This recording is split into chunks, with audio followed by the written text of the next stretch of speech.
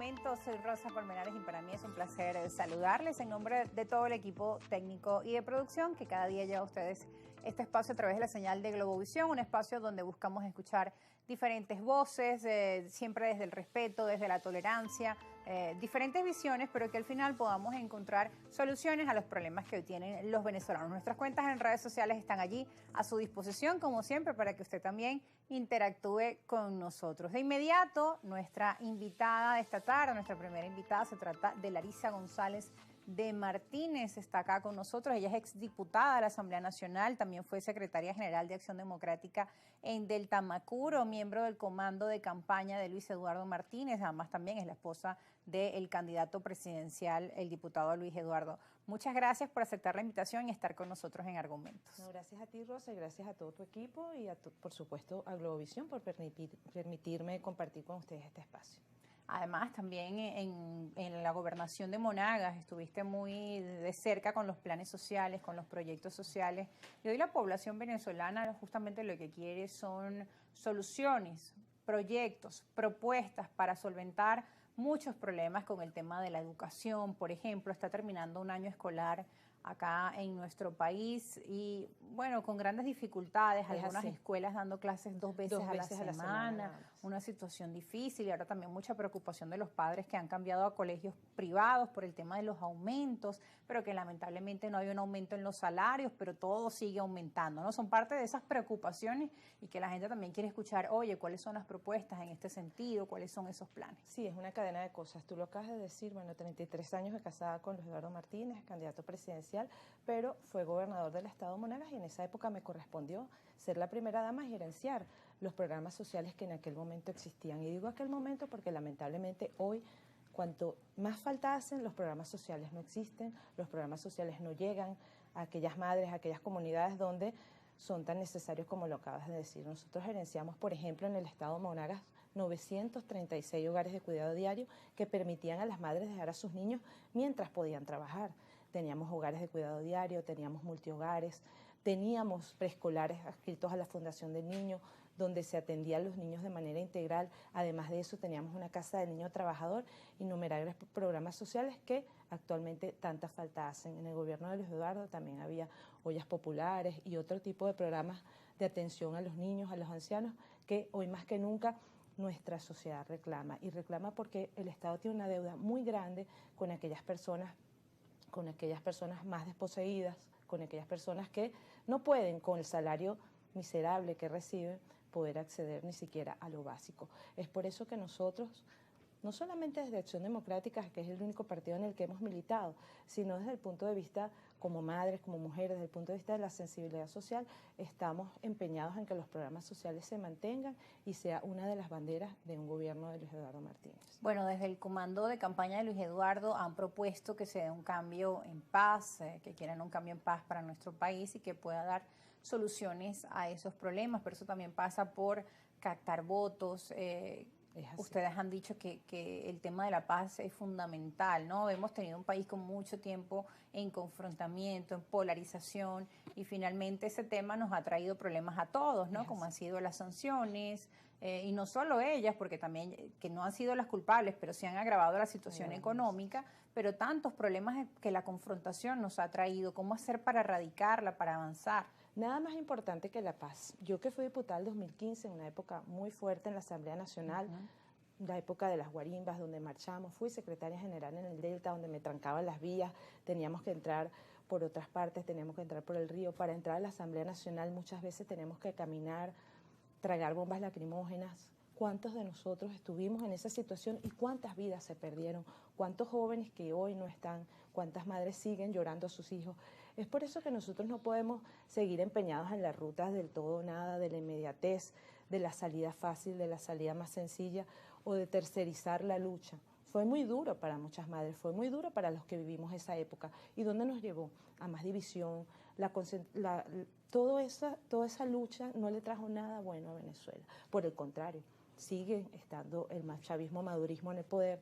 Se eternizaron a lo mejor gracias a algunos errores que cometimos y yo creo que es importante que entendamos lo que ya el pueblo entendió, que es por la vía pacífica, por la vía electoral, por la vía del diálogo. El diálogo que fue satanizado en otras épocas, hoy es la bandera de muchos. Entonces, en nombre de esas madres que perdieron a sus hijos, en nombre de esas personas que hoy no están con nosotros, nosotros debemos entendernos y debemos entendernos por Venezuela, porque Venezuela nos duele a todos. Tenemos que buscar los puntos de encuentro, los puntos en los que podamos coincidir, independientemente del color político o de la bandera que cada quien pueda ondear. Nosotros tenemos que ser garantes de la paz y solo se construye y solo se consigue conversando, dialogando, buscando esos puntos de encuentro y votando. El 28 de julio hay que salir a votar. Hay que salir a votar porque el peor favor que le podemos hacer a nuestro país es quedarnos en la casa.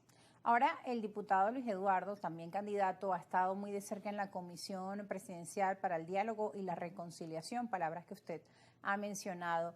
¿Cómo cree que este proceso de diálogo y reconciliación, donde forma parte el diputado, parte de esa comisión, ha podido avanzar o qué resultados tangibles hemos podido ver producto de ese diálogo? Mire, hay muchas cosas que se ven y hay muchas cosas que no se ven. El diálogo es importante, pero el diálogo tiene que ser en todos los sectores y con todos los sectores de la sociedad. No hacemos nada dialogando con el gobierno si no nos sentamos a dialogar los distintos factores de la oposición que hay en el país y que son una realidad.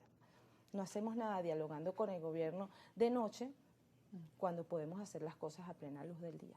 El diálogo tiene que ser en Venezuela, debe ser en Venezuela. Habrán algunos diálogos que se deban hacer fuera del país por cuestiones estratégicas quizás, pero yo considero que el diálogo debe ser en Venezuela y con todos los sectores, porque hay sectores que no están siendo tomados en cuenta en esos diálogos y que son importantes para el país y que el país no va a avanzar si no se escuchan todas las voces. A mí me tocó representar en la Asamblea Nacional a un estado muy complicado, el estado del Tamacuro. Y yo me muy sentí olvidado también. muy olvidado, muy pobre. Bueno, ¿qué he podido yo decir de mi delta? Pero yo tengo la satisfacción de haber sido en la Asamblea Nacional la voz de un pueblo que no había sido escuchado hasta el momento. Y es importante que la gente se sienta representada, es importante que la gente diga, "Concha, están hablando de los temas que a mí me preocupan, de los temas que yo siento, de lo que me afecta, comunidades abandonadas, comunidades donde no hay luz, comunidades donde no hay agua, comunidades donde los niños se mueren por cualquier cosa, las comunidades indígenas a las cuales estuve en el Parlamento amazónico, pero también estuve en la Comisión de Pueblos Indígenas, y son las luchas, son las banderas que es importante retomar.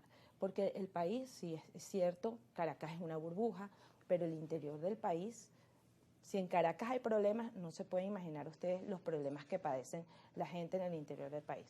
Comunidades como Pedernales, como Casacoima, que mucha gente no sabe ni dónde están, ni que existen, pero que no hay agua, no hay luz, las escuelas están en el suelo, hay escuelas que están solamente en el papel, hay escuelas que no existen, que se las llevó el río, una crecida hace 10 años, pero a esas escuelas sí llega el PAE, a esas escuelas sí llegan los programas sociales.